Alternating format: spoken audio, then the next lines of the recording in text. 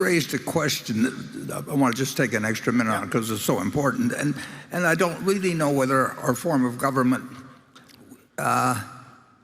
is ideal at all in terms of solving the problem you describe. We have solved it one time.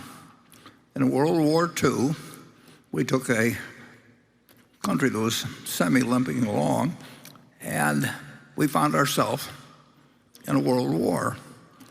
And what we did in a world war is we brought a bunch of people to Washington at $1 a year, whether it was Sidney Weinberg or Goldman Sachs, you just name them, and we gave them enormous power to reorient the resources of the United States to face the problem that they faced, which was to create a war machine. And what they did was they found Henry Kaiser, and told him to build ships. And they went to the Ford Motor Company and said, "You build tanks and some airplanes." And they reordered the industrial enterprise of the United States in a way that was unbelievable, because they had the power of the federal government and they had the ingenuity of American business and they had the facilities of American business, and it led to a very successful outcome.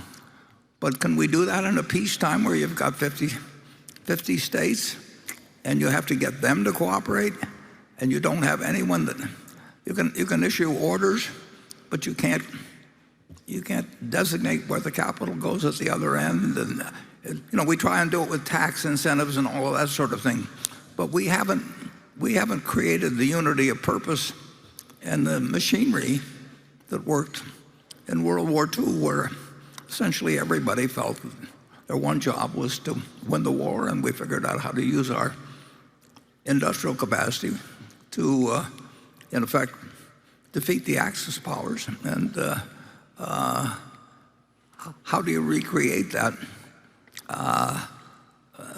with the present democratic system? I'm not sure I know the answer, but I sure know the problem. And I think that if you can think of if you've got an emergency on your hand, you really need to re-engineer the energy system of the United States. I don't think you can do it without something resembling the machinery, the urgency, whatever. The capital is there. Yeah. The people are there. The objective is obvious, and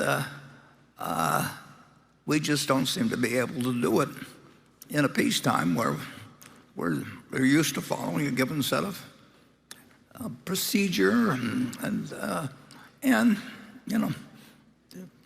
China, you've got one country, and we've got 50 states, and we got a whole different system of government. That we should be up to the test, but so far it hasn't worked. So thank you for the question.